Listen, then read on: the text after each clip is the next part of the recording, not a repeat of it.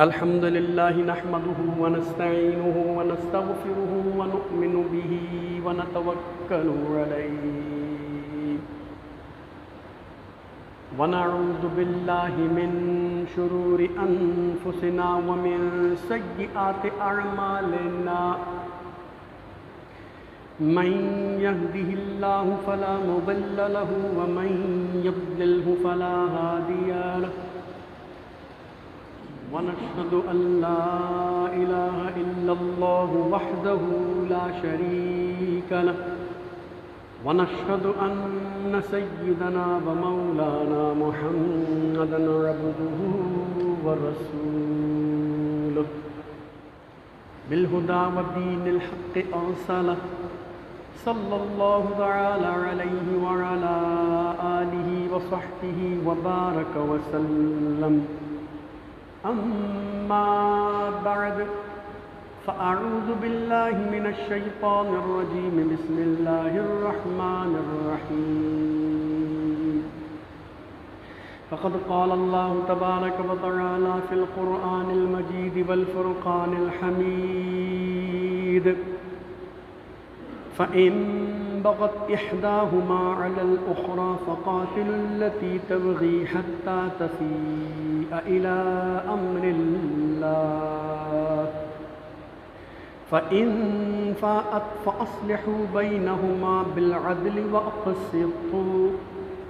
إن الله يحب المقسطين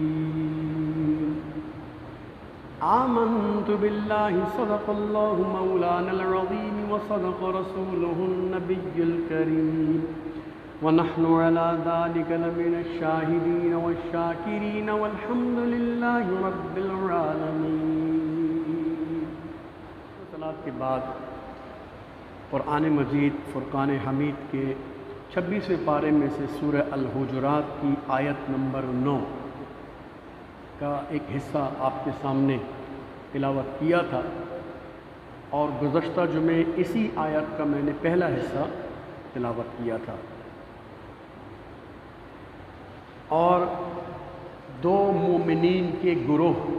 اگر آپس میں لڑ پڑے یا جھگڑا ہو جائے یا کوئی معاملہ بگڑ جائے تو ان کے مابین صلح کرانے کے حوالے سے ہم نے گفتگو سماعت کی تھی. انشاءاللہ اسی میں جو اگلا آیت کا حصہ ہے اس پر مزید ہم آگے گفتگو کریں گے. چنانچہ آج 13 محرم الحرام 1444 ہجری بمطابق 12 اگست 2022 اس سلسلے کی 10ویں نشست کے ساتھ میں آپ کے سامنے حاضر ہوا ہوں. اللہ تبارک و تعالیٰ ارشاد فرماتا ہے، جو میں نے پچھلے ہفتے تلاوت کی تھی آیت، وَإِن طَائِفَتَانِ مِنَ الْمُؤْمِنِينَ اقْتَتَلُوا فَأَصْلِحُوا بَيْنَهُمَا، اگر دو مسلمانوں کے گروہ آپس میں لڑ پڑے تو تم ان میں صلح کرا دو. اب اس کے بعد والی آیت، فَإِن بَغَتْ إِحْدَاهُمَا عَلَى الْأُخْرَى، اب وہ صلح کرنے پر ایک گروہ تو راضی ہو اور دوسرا جھگڑے پر بضد ہو، زیادتی کرنے پر بضد ہو، صلح نہ چاہتا ہو، اب کیا کیا جائے؟ تو اللہ تبارک و تعالیٰ ارشاد فرماتا ہے، فَقَاتِلُوا الَّتِي تَبْغِي حَتَّى تَفِيءَ إِلَىٰ أَمْرِ اللَّهِ، تو پھر جو صلح کروانے والے ہیں وہ اور جو صلح کرنے پر راضی ہیں وہ مل کر اس ضد کرنے والے، اس بغاوت کرنے والے، اس ظلم پر آمادہ گروہ کے ساتھ، زیادتی پر آمادہ گروہ کے ساتھ لڑے، یعنی ان پر زبردستی کرے، انہیں اپنی طاقت سے، اپنی پاور سے، اپنے اثر و رسوخ سے، اپنے روب سے، اپنے دبدبے سے، یا جو بھی معاملہ بروئے کار لایا جا سکتا ہو اس کو بروئے کار لا کر اس گروہ کو صلح پر آمادہ کرے، چاہے اس کے لیے زبردستی کرنی پڑے۔ کیوں؟ اللہ تعالیٰ فرمائے فَإِن بَغَتْ إِحْدَاهُمَا عَلَى الْأُخْرَى، کہ اگر ایک گروہ دوسرے پر زیادتی کر رہا ہو، صلح کے لیے تیار نہ ہو، جبکہ ایک تیار ہو چکا ہے، تو اب یہ دونوں مل کر فَقَاتِلُوا الَّتِي، تو اس کے ساتھ لڑے، حتیٰ یہاں تک کہ تفیء الی امر اللہ، وہ بھی توبہ کر کے بات مان کر صلح کی طرف پلٹ آئے، صلح کے لیے آمادہ ہو جائے۔ پھر آگے فرما رہا ہے فَإِن فَاءَتْ فَأَصْلِحُوا بَيْنَهُمَا بِالْعَدْلِ وَأَقْسِطُوا، اور اگر وہ دوسرا گروہ بھی صلح پر آمادہ ہو جائے، رضامندی پر آمادہ ہو جائے، تو پھر ان دونوں جھگڑنے والے گروہوں کے درمیان صلح کراؤ، آپس میں صلح کراؤ، اور اس صلح کرنے کے دوران، صلح کرانے کے دوران انصاف کا خیال رکھنا ہے، عدل کا خیال رکھنا ہے، کسی ایک کو دوسرے پر ترجیح نہیں دینی۔ جب صلح کی جائے گی تو دونوں کے حقوق کا خیال رکھا جائے گا اور عدل اور انصاف سے کام لیا جائے گا۔ بے شک اللہ تبارک و تعالی انصاف کرنے والوں سے، عدل کرنے والوں سے محبت فرماتا ہے۔ تو اب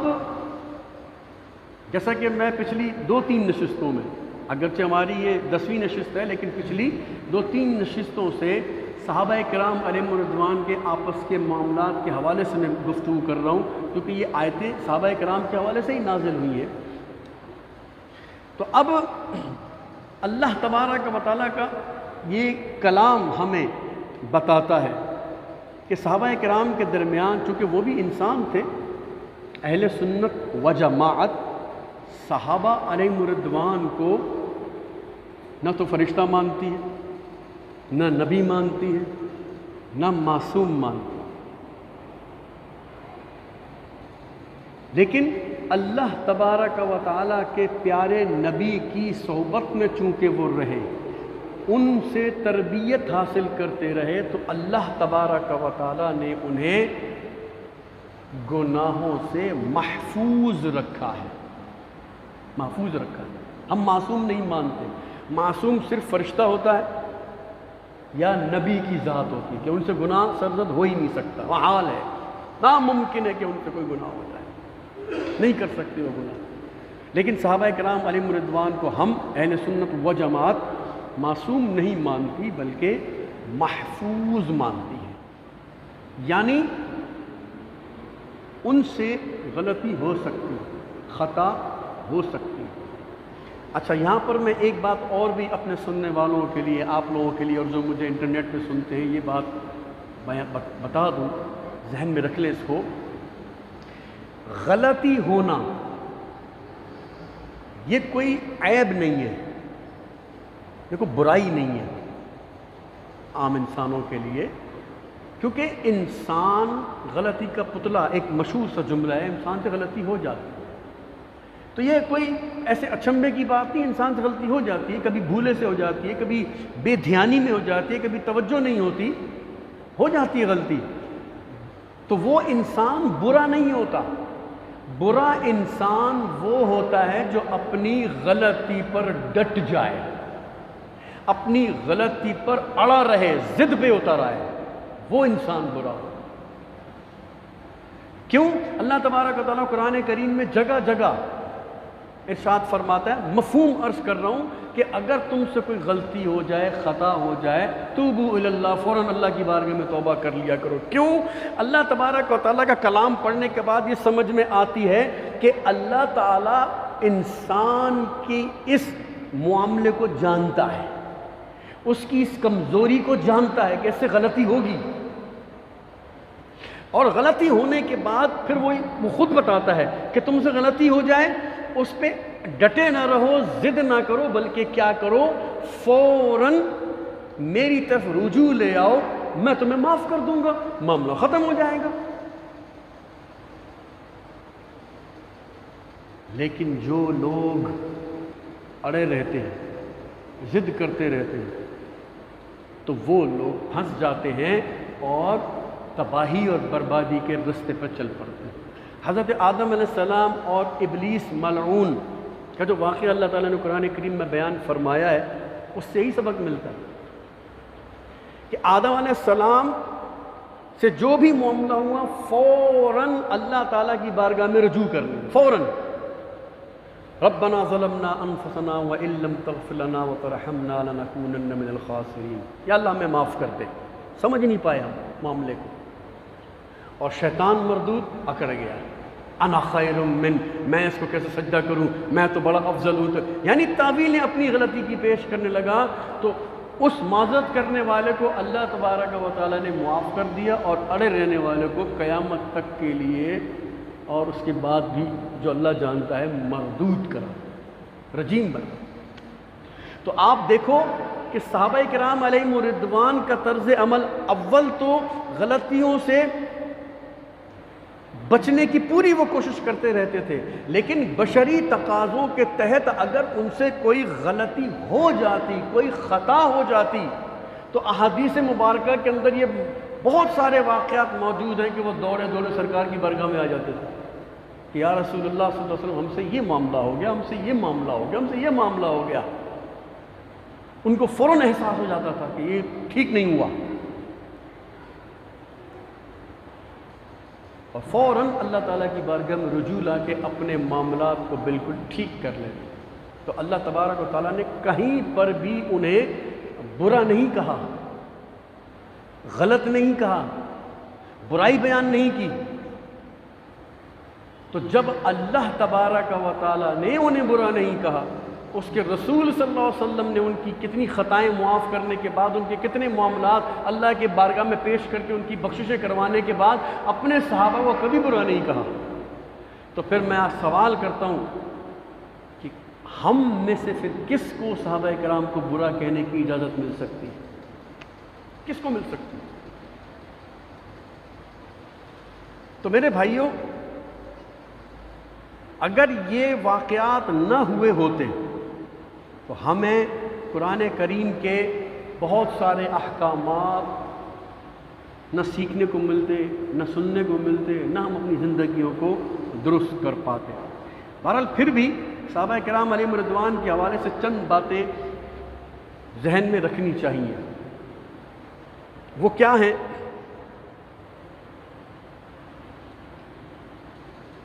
تابعین سے لے کر قیامت تک، تابعین سے مراد وہ لوگ جنہوں نے صحابہ کرام کو دیکھا،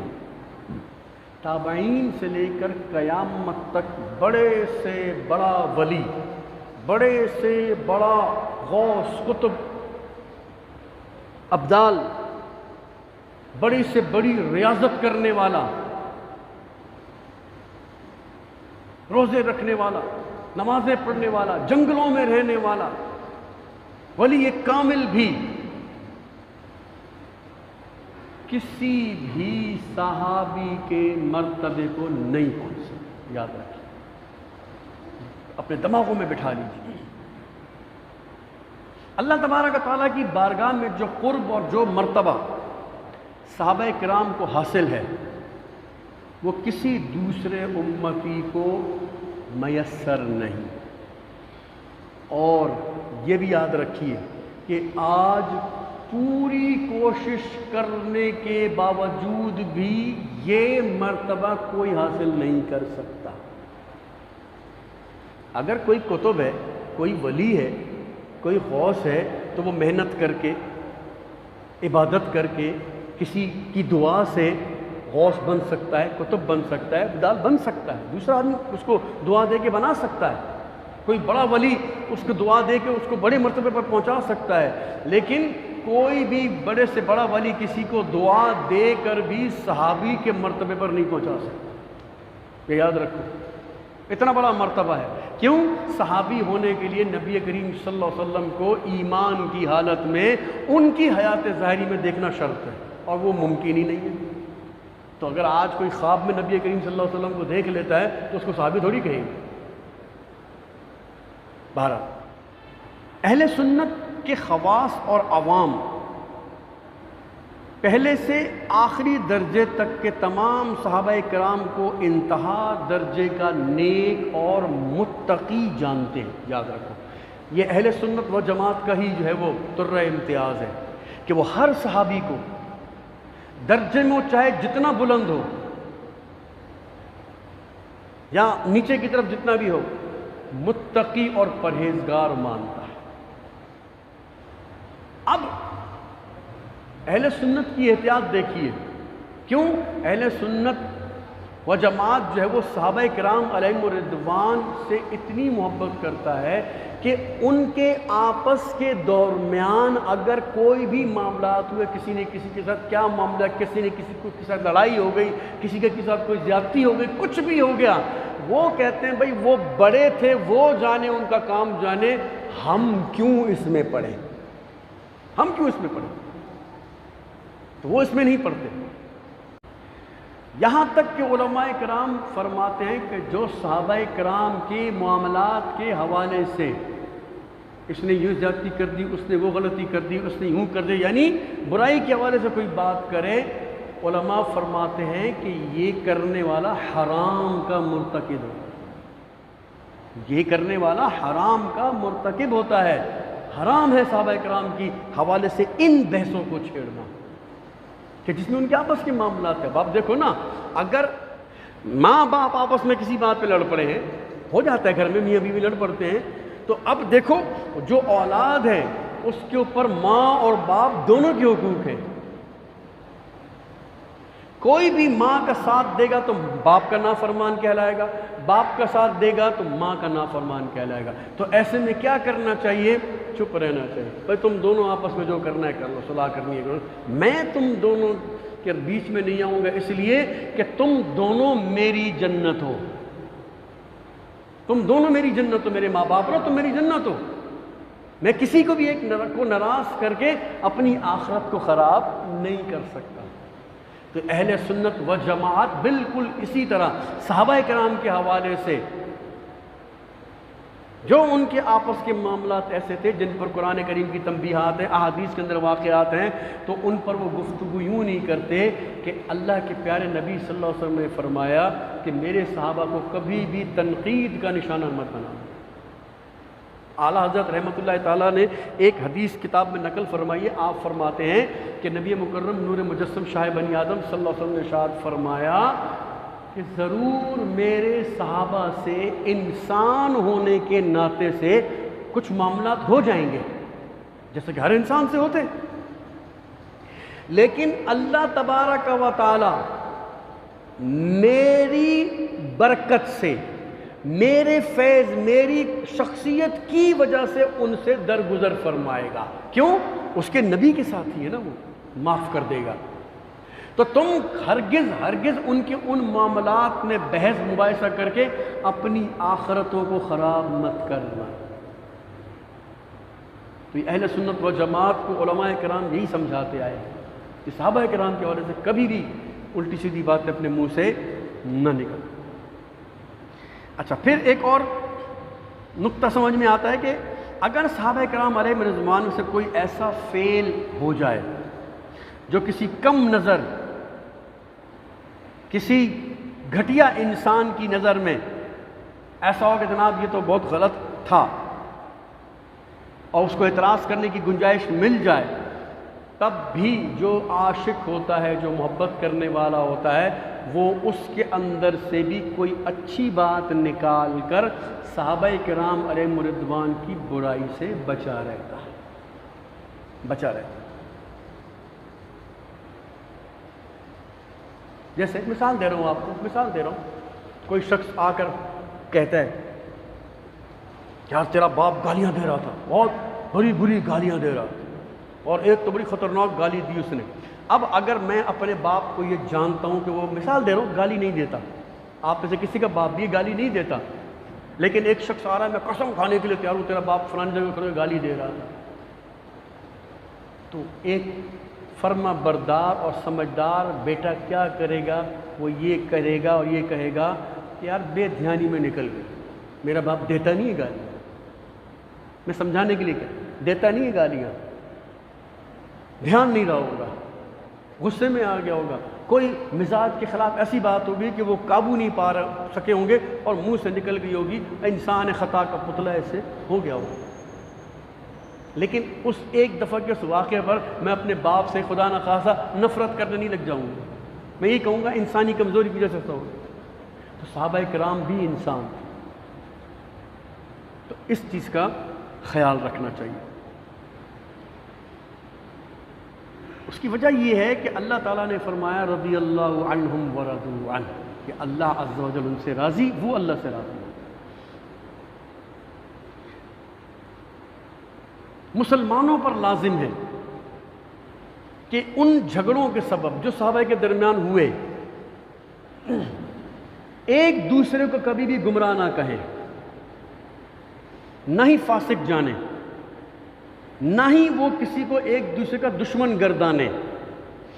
بلکہ مسلمانوں کو یہ کہنا چاہیے کہ سب صحابہ کرام آقائے دو عالم صلی اللہ علیہ وسلم کے جانثار اور سچے غلام تھے۔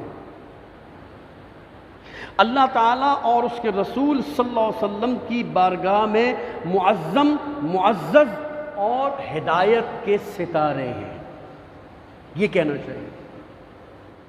یہ ہمیشہ یاد رکھنی چاہیے۔ میں نے جیسا بھی کہا کہ صحابہ کرام نہ تو نبی ہیں، نہ فرشتے ہیں، نہ وہ گناہوں سے معصوم ہیں۔ اگر ان سے کوئی لغزش، کوئی خطا ہو گئی تو اللہ تبارک و تعالی چونکہ ان کو معاف کر چکا، اللہ تعالیٰ ان سے مغفرت کا، بخشش کا، جنت کا وعدہ فرما چکا۔ اب اگر ان کے خلاف کوئی زبان کھولتا ہے تو وہ اللہ عز و جل اور اس کے رسول کی شریعت کے خلاف کام کر رہا ہے۔ یاد رکھنا چاہیے اللہ تبارک و تعالیٰ نے صحابہ کرام کے حوالے سے جو اہم بات جو بھی میں آخر میں بیان کر رہا ہوں، اس بات کو دماغ میں بٹھا کے رکھیے گا۔ اگر آپ نے اس بات کو دماغ میں بٹھا کر رکھا تو کبھی بھی صحابہ کرام کے حوالے سے آپ کی شخص سے کوئی ایسی غلطی انشاءاللہ سرزد نہیں ہوگی۔ وہ کیا ہے؟ اللہ تعالیٰ نے سورہ حدید 27ویں پارے کی آخری صورت ہے، اس میں صحابہ کرام کی دو قسمیں بیان کی ہیں، بالکل اپنے دماغ میں اچھی طریقے سے بٹھا لیجئے۔ فرماتا ہے من انفق من قبل الفتح وقاتل، کہ صحابہ کرام کی ایک قسم وہ ہے جو فتح مکہ سے پہلے مکی دور میں اسلام قبول کیا اور کفار کی تکلیفیں، ان کے ظلم سہے، اور اس کے باوجود بھی جو کچھ ان کے پاس پیسہ مال ہوتا، جان ہوتی، وہ اسلام کی خاطر، میرے نبی کی خاطر نچھاور کرتے رہے۔ کتنے صحابہ کرام، یہ ابو جہل اور ابو سفیان اور اس طرح کے عتبہ شیبہ، ان لوگوں نے اذیتیں دے دے کر مار دیے، کتنوں کو قید کر لیا۔ اگر آپ اسلام کی ہسٹری جانتے ہیں، مکی دور میں صحابہ نے بڑی مشقتیں اٹھائیں، بڑی تکلیفیں اٹھائیں۔ تو اللہ فرماتا ہے کہ ایک صحابہ کی وہ قسم ہے جو فتح مکہ سے پہلے تھی، پھر فرماتا ہے الذین انفقوا من بعد وقاتلوا، اور دوسری قسم وہ ہے جو فتح مکہ کے بعد مسلمان ہوئے اور اللہ کی راہ میں انہوں نے مال بھی خرچ کیے اور اللہ کی راہ میں جہاد بھی کیے۔ ٹھیک ہے، پھر اس کے بعد فرماتا ہے کہ یہ دونوں آپس میں برابر نہیں ہیں، یعنی میرے نزدیک برابر نہیں ہے، ان کا درجہ بعد والوں سے افضل ہے۔ یہ فرمانے کے بعد فرماتا ہے کُلًّا وعد اللہ الحسنى، اب میں نے اپنے نبی کی برکت سے، میری نبی کی تربیت سے دونوں گروہوں کے ساتھ، جو دونوں قسمیں، دونوں کے ساتھ جنت کا، بھلائی کا وعدہ کر لیا ہے۔ اب جب اللہ نے وعدہ کر لیا تو اب کوئی کسی کو حق پہنچتا ہے کہ وہ صحابہ کرام کے حوالے سے کوئی الٹی سیدھی بکواس کرے؟ جب اللہ نے کہہ دیا بس میں نے ان کا معاملہ ٹھیک کر دیا ہے، اب کوئی بھی ایرا غیرہ نتھو خیرہ اگر اپنی آخرت برباد کرنے کا کسی کو شوق ہے تو وہ شوق سے کرتا پھرے، ہماری بلا سے جہنم میں جائے، کل کا جاتا آج جائے۔ اگر صحابہ کرام کو اللہ تبارک و تعالی نے تعریف کر کے کسی کے لیے جنت کا ذریعہ بنایا ہے تو کوئی ان کی برائی کر کے اپنے لیے جہنم کا راستہ لینا چاہتا ہے تو شوق سے لے، کس نے روکا ہے؟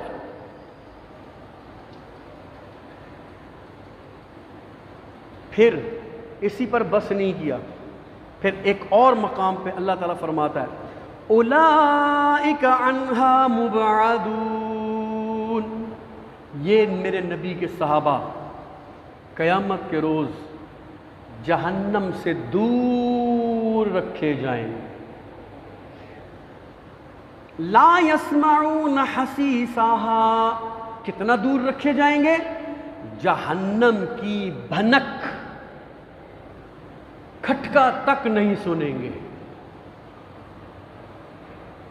کھٹک تک نہیں سنیں گے۔ مثال دے رہا ہوں، سمجھ لو اس بات کو۔ اگر کسی کمرے کے اندر کسی کو پٹائی لگائی جا رہی ہے اور برابر میں دوسرے کو بٹھا کر کہا جائے اور جناب کیسے حال ہے، آپ کی طبیعت ٹھیک ہے، اور وہاں بندہ پیٹ رہا ہو اور ڈنڈے کی آواز بھی آ رہی ہو اور بندے کی ہائے ہائے کی آواز بھی آ رہی ہو، اب اس سے کوئی پوچھے بھی تیرا کیا حال ہے، ٹھیک ہے، تو اس کا دل اندر سے کیا بول رہا ہوگا؟ پتہ نہیں کیا حال ہے، پتہ نہیں بعد میں میری بھی خاطر تواضع تو نہیں ہونے والی ہے۔ تو اب وہاں کی بھنک، وہاں کا خطرہ آ رہا ہے نا، سنائی دے رہا ہے۔ اللہ تعالیٰ فرماتا ہے کہ میرے نبی کے صحابہ جہنم سے اتنی دور رکھے جائیں گے، لا یسمعون حسیسها، اس کی بھنک، اس کی آواز، آہٹ کچھ بھی ان کو نہیں سنائی دے گی، اتنے دور ہوں گے جہنم سے، کوئی خوف کوئی خطرہ نہیں ہوگا۔ وَهُمْ فِي مَا اشْتَهَتْ أَنفُسُهُمْ خَالِدُونَ، وہ ہمیشہ اپنی من مانتی مرادوں میں، من بھاتی چاہتوں میں رہیں گے، جو وہ چاہیں گے اللہ تعالیٰ ان کو عطا فرمائے۔ لا يحزنهم الفزع الاکبر، قیامت کے دن کی سب سے بڑی گھبراہٹ انہیں ہرگز پریشان نہیں کر سکے۔ وَتَتَلَقَّاهُمُ الْمَلَائِكَةُ، اور ان کا مقام، ان کا مرتبہ ایسا ہوگا کہ جب یہ حشر کے دن میدان میں لائے جائیں گے تو فرشتے آگے بڑھ بڑھ کر ان کا استقبال کر رہے ہیں۔ آج آپ دیکھو کسی بھی محفل میں، کسی بھی تقریب میں کوئی مہمان خصوصی آتا ہے تو لوگ پھول کی پتیاں نچھاور کرتا ہے تو اس کی عزت و شان میں اضافہ ہی ہوتا ہے نا، اس کو بہت اہم سمجھا جاتا ہے، جبھی اس کے لیے قالین بچھایا جاتا ہے، پتیاں نچھاور کی جاتی ہے، ہاتھ گلے میں ڈالے جاتے ہیں، آئیے جناب خوش آمدید، آئیے آئیے، طبیعت کیسی ہے، آنے میں پریشانی تو نہیں، تکلیف تو نہیں، ٹھیک آ گیا نا، کوئی مسئلہ تو نہیں ہوا، یہ سوال ہم کرتے ہیں نا، یہ اس کی عزت اور رسپیکٹ کے لیے کر رہے ہوتے ہیں۔ اللہ فرماتا ہے تتلقاہم الملائکہ، اے صحابہ کرام پر بھونکنے والوں، اے صحابہ کرام کو برا بلا کہنے والوں، سنو سنو، ان کی شان تو یہ ہے قیامت کے روز وہ جب میدان حشر میں آئیں گے فرشتے ان کے استقبال کے لیے دوڑے دوڑے جائیں گے اور ان کا استقبال کر کے میدان حشر میں لا رہے ہوں گے، یہ ان کی شان ہے۔ اور تم اپنی قبریں کالی کرتے پھر رہے ہو، اپنے نام اعمال کو برباد کر رہے ہو ان کے خلاف الٹی سیدھی بکواسیں کر کر کے، اور استقبال کرنے کے بعد انہیں خوشخبریاں سنا رہے ہوں گے، کیا؟ ھذا یومکم الذی کنتم توعدون، یہی وہ دن ہے جس کا تم سے وعدہ کیا گیا تھا، اب جاؤ اپنی من پسند مقامات پر جنت میں جا کر ان مقامات پر جا کے اپنے بسیرا بناؤ، یہی وہ دن ہے جس کا تم سے وعدہ کیا گیا۔ تو میرے بھائیوں، صحابہ کرام علیہم الرضوان پر اعتراض کرنا اللہ عز و جل واحد قہار کے غضب کو دعوت دیتا ہے، اور اگر دیکھا جائے علماء فرماتے ہیں کہ صحابہ کرام کے حوالے سے جتنے واقعات ہیں ان میں سے اکثر جھوٹی روایات ہیں جو لوگوں نے بغض صحابہ میں خود بنائی ہیں، خود بنائی ہیں۔ میں نے آپ کو اپنی پہلی نشست کے اندر جو آج سے تقریباً 2.5 مہینے پہلے جو میں نے ابھی شروع کیا تھا، میں نے بتایا تھا آپ کو کہ آج ہمارا جو پاکستان کا بانی کہلاتا ہے، جس کو ہم محمد علی جناح کہتے ہیں، محمد علی جناح کے حوالے سے آج تک 2 گروہ کام کر رہے ہیں۔ ایک کہتے ہیں کہ اس کا احسان ہے کہ اس نے ہندوستان سے مسلمانوں کو ایک الگ ملک دلوایا کہ مسلمان ایک آزادی سے اپنی عبادتیں کر سکیں، اور الحمدللہ اللہ کا شکر ہے ہم اس کا احسان مانتے ہیں۔ اللہ نے اس سے کام لیا اور اس نے یہ کام کیا۔ اور کچھ لوگ آج بھی کہہ رہے ہیں کہ کیا ضرورت تھی جناح کو یہ سب کچھ کرنے کی، جناح انگریزوں کے آگے بک گیا تھا، یوں ہو گیا تھا، اس نے جناب یہ حصہ نہیں لیا، وہ نہیں لیا، یہ نہیں لیا، ایک بہت بڑا ملک تھا، سرزمین تھی، بیچ میں خواہ اس کو کاٹ دیا، ہم پاکستان کو نہیں مانتے۔ یہ سارے گروہ اس محمد علی جناح کے سامنے بھی موجود تھے، آج ان کی اولادیں موجود ہیں، ہمارے سروں پر سوار ہیں، جو کہتے تھے کہ اللہ کا شکر ہے ہم پاکستان بنانے کے گناہ میں شامل نہیں ہوئے، وہ بھی لوگ موجود ہیں۔ وہ لوگ بھی موجود ہیں جو مرتے مر گئے، افغانستان میں دفن ہونا پسند کیا، پاکستان کو تسلیم نہیں کیا مرتے دم تک۔ تو یہ لوگ کون تھے؟ جو محمد علی جناح سے اختلاف کرنے والے، ان کے لیے برے القابات بولنے والے تھے، اور ان کی اولادیں اس محمد علی جناح کے لیے کتنا جناب پروپیگنڈا غلط کرتی رہتی ہیں، لیکن اس کے باوجود پاکستان کو اللہ تعالیٰ نے اس کے ذریعے بنوایا، بن گیا، اور وہ بھلے اپنی قبریں خراب کرتے رہے، بکواسیں کرتے رہے، جو بھی ہوتا رہا۔ اسی طریقے سے صحابہ کرام کے حوالے سے بہت ساری روایتیں، بہت ساری باتیں جھوٹی ہیں جو پیدا کی گئیں صحابہ کرام کے بغض کے حوالے سے۔ اللہ تبارک و تعالی ہمیں عظمت صحابہ، شان صحابہ سمجھنے کی توفیق عطا فرمائے۔ انشاءاللہ اسی میں مزید آگے بھی آیتیں ہیں، اس میں مسلمان معاشرے کے حوالے سے جو باتیں آئیں گی وہ انشاءاللہ ہم گفتگو کریں، کیونکہ سورہ الحجرات ایک بہترین تربیت کرنے والی سورت ہے۔ ابھی 9 آیتیں ہوئی، انشاءاللہ 10ویں آیت پر انشاءاللہ ہم اگلے ہفتے گفتگو کریں گے۔ اللہ تعالیٰ سمجھنے کی توفیق عطا فرمائے۔ آمین ثم آمین بجاہ النبی الامین وما علینا الا البلاغ۔